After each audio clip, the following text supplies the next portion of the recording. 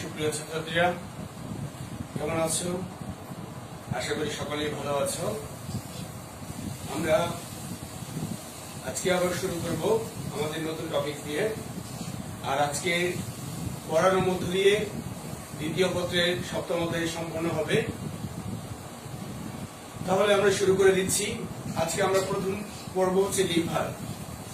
দেখো, লিভার। এখন প্রথম আসা হচ্ছে লিভার বলতে কি বোঝো?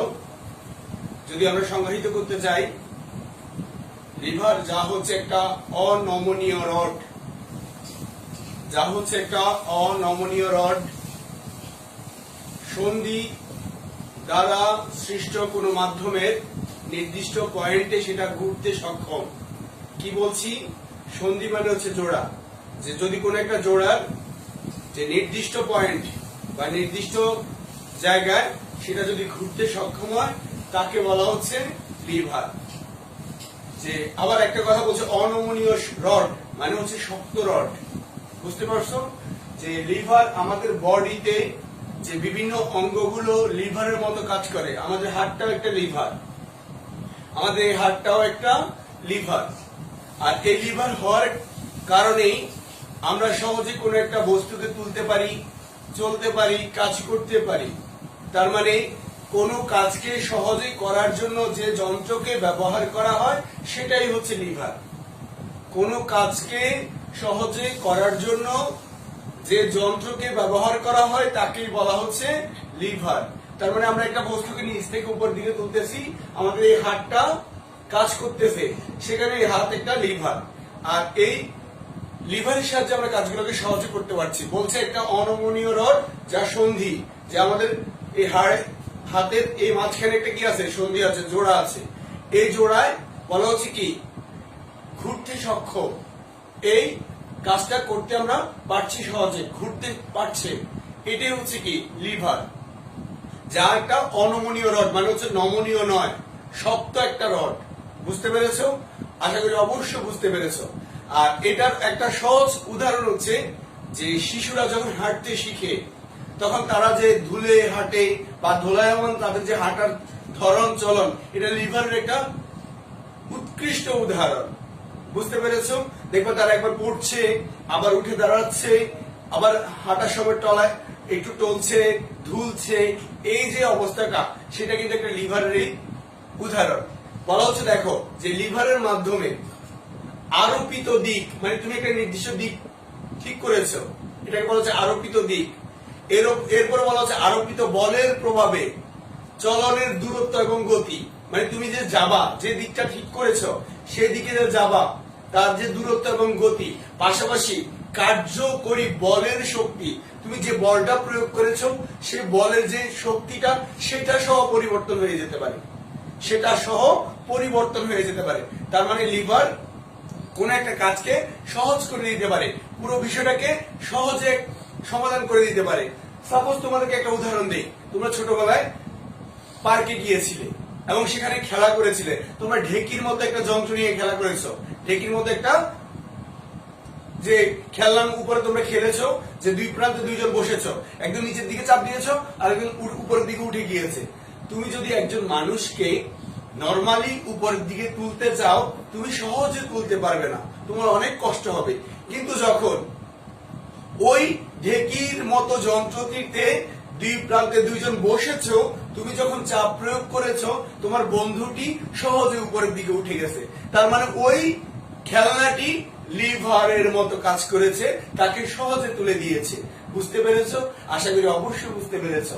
সাপোজ তোমাদেরকে আমি দেখাই যে একটা দাগ দিলাম, দিস ইজ লিভার। হ্যাঁ, এই হচ্ছে তার সন্ধি বা জোড়া, তোমাদেরকে আমি গঠন বলছি। লিভার 4টা অংশ নিয়ে গঠিত। লিভারের মধ্যে টোটাল 4টা অংশ দেখা যায় বা 4টা উপাদান দেখা যায়। তার মধ্যে প্রথম হচ্ছে লিভার বাহু। এটা হচ্ছে লিভার বাহু, এটাও লিভার বাহু। এরপরে যে তুমি সন্ধি বলছো, এটাকে বলছে পিভট সন্ধি। এ হচ্ছে সন্ধিটা, এই সন্ধি যে যার মাধ্যমে সৃষ্ট এই পয়েন্টটাকে কেন্দ্র করে যেহেতু এটা ঘুরতে বা এটার উপর ভর করে সব কাজটা সম্পন্ন হচ্ছে, এটাকে বলা হচ্ছে পিভট। পিভট বা বাংলায় যাকে বলে ফালক্রাম। ফালক্রাম। এবার লিভারের এই প্রান্তে তুমি বল প্রয়োগ করবে। বল, যেহেতু বল প্রয়োগ করবে, এটাকে বলা হচ্ছে প্রচেষ্টা। কি বলা হচ্ছে? প্রচেষ্টা। প্রচেষ্টা। তুমি একটা বস্তুকে তুলবে বা তোমার বন্ধুকে তুলছো বলছি, সেটা হচ্ছে ভার। সাপোজ এটাকে আমরা দিলাম একটা ভার, লিখে দিলাম ভার। তাইলে দেখো চারটা অংশ কি কি বলছি? প্রচেষ্টা, লিভার বাহু, পিভট বা সন্ধি বা ফালক্রাম, এরপরে বলা হচ্ছে ভার। এই চারটা অংশ নিয়ে একটা লিভার গঠিত। তো ছাত্রছাত্রীরা খেয়াল করো যে প্রচেষ্টা, তুমি যেখানে বল প্রয়োগ করবে, এরপর যে লিভার বাহু, যাকে কাজে লাগিয়ে তুমি কাজটা সহজে করবে। এরপর যে ফালক্রাম বা পিভট, সেটা হচ্ছে সন্ধি, যেটাকে বেস ধরে বা ভিত্তি ধরে তোমার বস্তুটি উপরের দিকে উঠবে বা কাজটাকে তুমি সম্পন্ন করতে পারবে। এরপর হচ্ছে তুমি যাকে তুলবে, সেটা হচ্ছে ভার। তারপর তুমি দেখো প্রচেষ্টাকে যদি আমরা কি দিয়ে, ই দিয়ে প্রকাশ করি, ইফোর্ট। ই দিয়ে প্রকাশ করলাম ইফোর্ট। ভারকে আমরা এল দিয়ে প্রকাশ করলাম লোড। আর পিভটকে আমরা পি দিয়ে প্রকাশ করলাম। ঠিক, তাহলে আমরা তিনটা ওয়ার্ড ব্যবহার করলাম, ইপিএল। ইপিএল। ঠিক আছে। এবার দেখো এই তিনটা ওয়ার্ডকে আমরা বিভিন্ন ভাগে বিন্যাস করব। যে লিভারকে বলা হচ্ছে তিন ধরনের। একটা হচ্ছে প্রথম শ্রেণীর লিভার, দ্বিতীয় শ্রেণীর লিভার, তৃতীয় শ্রেণীর লিভার। তিন ধরনের লিভার দেখা যায়। অর্থাৎ লিভার বলতে যন্ত্র বলছি, আমাদের বডির বিভিন্ন অংশগুলো লিভারের মতো কাজ করে। প্রথম শ্রেণীর, দ্বিতীয় শ্রেণীর এবং তৃতীয় শ্রেণীর তিন ধরনের লিভারের উদাহরণই আমাদের বডিতে আছে। তাহলে খেয়াল করো, প্রথমে আমি প্রথম শ্রেণীর লিভারটাকে দেখাচ্ছি। ইপিএল। ঠিক আছে। ইংল্যান্ড প্রিমিয়ার লিগ, যদি আমি এটাকে বললাম, কি বলছি? ইংল্যান্ড প্রিমিয়ার লিগ হলে এটা প্রথম শ্রেণীর লিভার। স্যার কেমনে, কিভাবে? খেয়াল করে দেন কিভাবে। ইতে ইফোর্ট, পিতে পিভট আর এল এ লোড। যদি মাঝখানে পিভট থাকে আর তার দুই পাশে ইফোর্ট এবং লোড থাকে, এই অবস্থায় থাকতে তাকে বলা হচ্ছে প্রথম শ্রেণীর লিভার। তাহলে উদাহরণটা দেখো, আমাদের মাথাটা হচ্ছে লোড। মাথাটা হচ্ছে লোড। আমাদের মাথা আর ঘাড়ের এই যে সংযোগ স্থল, এটা হচ্ছে পিভট। তার লোড ভার, পিভট জোড়া। আর আমাদের এখানকার যে পেশিগুলো, সেগুলো কি দিচ্ছে? আমার এই মাথাকে ধরে রাখার জন্য শক্তি দিচ্ছে। তাকে বলা হচ্ছে ইফোর্ট বা প্রচেষ্টা। তাহলে কি হলো? ইপিএল। তার মানে এটা হচ্ছে প্রথম শ্রেণীর লিভার। প্রথম শ্রেণীর লিভার। তাহলে কি বললাম? যদি মাঝখানে পিভট থাকে আর দুই পাশে লোড এবং ইফোর্ট থাকে, তখন সেটাকে বলা হচ্ছে প্রথম শ্রেণীর লিভার। এবার আসা হচ্ছে দ্বিতীয় শ্রেণীর লিভার। খেয়াল করো সুপ্রিয় ছাত্রছাত্রীরা, যে দ্বিতীয় শ্রেণীর লিভারে সেটা কি? ই এল পি। তার মানে মাঝখানে লোড থাকবে, দুই পাশে ইফোর্ট এবং পিভট থাকবে। এটা হচ্ছে দ্বিতীয় শ্রেণীর লিভার। দ্বিতীয় শ্রেণীর লিভার। কি বললাম? দেখো, ইংল্যান্ড লিগ প্রিমিয়ার। প্রথম ছিল ইংল্যান্ড প্রিমিয়ার লিগ, দ্বিতীয় শ্রেণীর লিভারে কি হয়ে গেল? England league premier. তাহলে কি হচ্ছে? ইফোর্ট এক পাশে, মাঝখানে লোড, আর পিভটটা হচ্ছে কি? তাও এক পাশে। তাহলে মাঝখানে লোড থাকবে। তুমি তাহলে উদাহরণটা দেখো, আমার পুরো বডিটা হচ্ছে লোড, যেটা মাঝ বরাবর আছে পুরো বডি। যখন আমি এভাবে দাঁড়াবো, আমার পায়ের যে সামনের জায়গাটা, সেটা হচ্ছে পিভট। পায়ের যে সামনের জায়গাটা, আমি হাঁটার সময় যখন পাটাকে উপরের দিকে তুলি, তোমরা খেয়াল করবে, নিজেরা বাসায় প্র্যাকটিস করে দেখবে, পাটাকে যখন তুমি উপরের দিকে তুলবে, তখন দেখবা যে পায়ের সামনের অংশটা যে তোমার ভারটাকে গ্রহণ করছে, তার মানে এটা হচ্ছে পিভট। আর পুরো বডিটা হচ্ছে কি লোড। আর আমাদের পায়ের যে পিছনের দিকে হাঁটুর নিচে যে পেশি, অনেকগুলো পেশি একসাথে, যেটাকে আমরা গুলি পেশি বলি, মোটা অংশটা, সে মোটা অংশটা স্টেমিনা বা শক্তি দিচ্ছে, ইফোর্ট দিচ্ছে পুরো বডিটাকে দাঁড় করিয়ে রাখতে। সেটাকে বলা হচ্ছে কি দ্বিতীয় শ্রেণীর লিভার। বুঝতে পারছো? ইফোর্টটা এক পাশে থাকবে পুরো দেহের বল, ইফোর্টটা হচ্ছে পিছনের দিকে, যেটা হচ্ছে পায়ের গুলি পেশি, পুরো বডির ভারটা লোড মাঝখানে, আর পিভটটা একদম পায়ের সামনের অংশটা, যেটার উপর পুরো ভরটা পড়ে আমরা দাঁড়াতে গেলে, হাঁটতে গেলে, সেটাকে বলা হচ্ছে পিভট। যদি এই অবস্থায় থাকে তাকে বলা হচ্ছে দ্বিতীয় শ্রেণীর লিভার। এবার দেখো তৃতীয় শ্রেণীর লিভার, সেটা হচ্ছে কি পি ই এল। পি ই এল, তার মানে এবার মাঝখানে ইফোর্ট। তাহলে তৃতীয় শ্রেণীর লিভারে কি হবে? মাঝখানে ইফোর্ট থাকবে। তৃতীয় শ্রেণীর লিভার যদি মাঝখানে ইফোর্ট থাকে তাকে বলা হচ্ছে তৃতীয় শ্রেণীর লিভার। তো কিভাবে? তাহলে এটা প্রথম ছিল ইংল্যান্ড প্রিমিয়ার লিগ, এরপর হচ্ছে ইংল্যান্ড লিগ প্রিমিয়ার, এরপর হচ্ছে প্রিমিয়ার ইংল্যান্ড লিগ। ঠিক আছে, শুধুমাত্র এই তিনটা ওয়ার্ডকে বিন্যাস করার মাধ্যমে তুমি কাকে, এই লিভারকে চিনতে পারবে, সহজে মনে রাখতে পারবে। যদি তিনটা ওয়ার্ড মনে রাখতে পারো তাহলে সহজে এটা করা সম্ভব।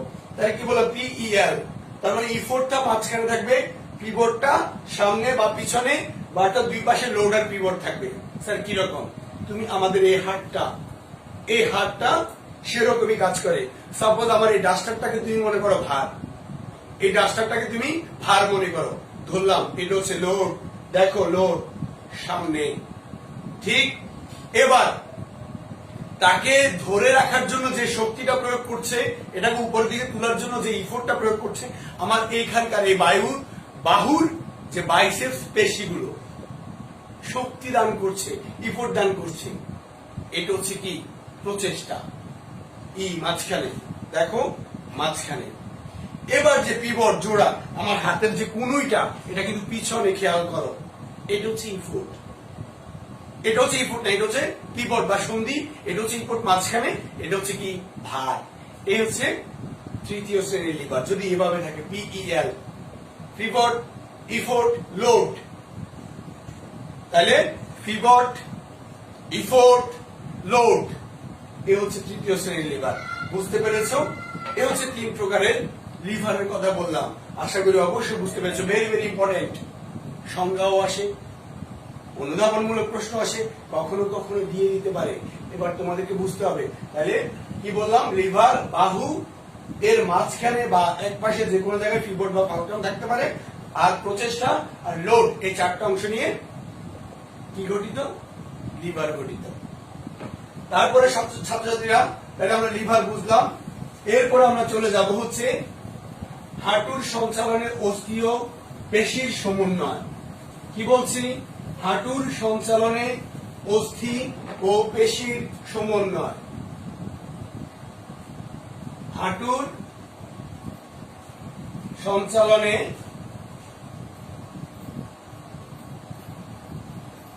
অস্থি ও পেশির সমন্বয়। ভেরি ভেরি ইম্পর্টেন্ট টপিকস, পরীক্ষায় প্রায় আসে, ভালো করে মনে রাখতে হবে, বুঝতে হবে। অর্থাৎ আমাদের যে হাঁটু, পায়ের যে হাঁটুটা, এটাকে যে আমরা সঞ্চালিত করি, এক কথায় যে আমরা হাঁটি, এক স্থান থেকে অন্য স্থানে স্থানান্তরিত হই, সেটার ক্ষেত্রে অস্থি এর পেশি সমন্বিতভাবে কাজ করে। আমরা জানি পায়ের পেশি কি, পায়ের অস্থি কি, ফিমার এবং টিবিয়া ফিবুলা চিনি, এর হচ্ছে গোড়ালির অস্থি, এগুলো আমাদের পায়ের অস্থি। আর তার সাথে পেশি সমন্বিতভাবে আমাদেরকে হাঁটতে সাহায্য করছে, চলতে সাহায্য করছে। শুধু ছাত্রছাত্রী খেয়াল করো, এখানে দুই ধরনের পেশি কাজ করে। প্রথম আসে হচ্ছে বক্রীকরণ পেশি, বক্রীকরণ পেশি। এরপর আরেকটা হচ্ছে প্রসারণ পেশি, অর্থাৎ একবার আমাদের হাঁটুকে বাঁকা করবে, আরেকবার হাঁটুকে প্রসারিত করবে, মানে সামনের দিকে নিয়ে যাবে।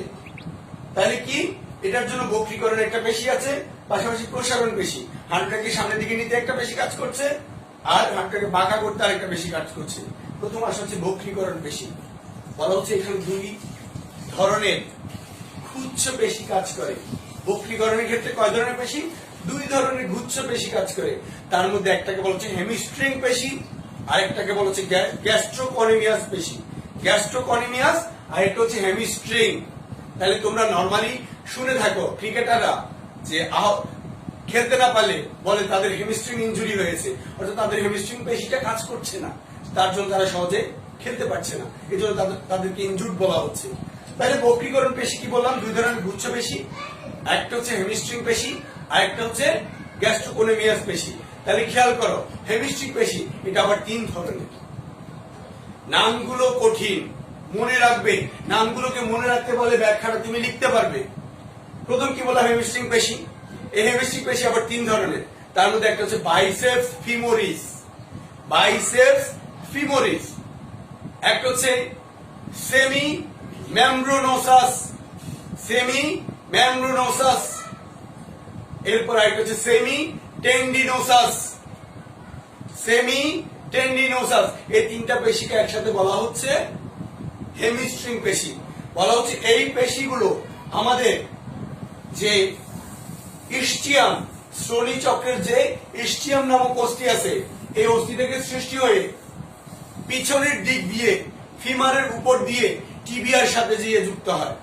আমাদের পায়ের হাঁটুর নিচে যে টিবিয়া আছে, টিবিয়ার সাথে গিয়ে যুক্ত হয়, কিন্তু পিছন দিক দিয়ে যাবে। ফিমারের কোন দিক দিয়ে?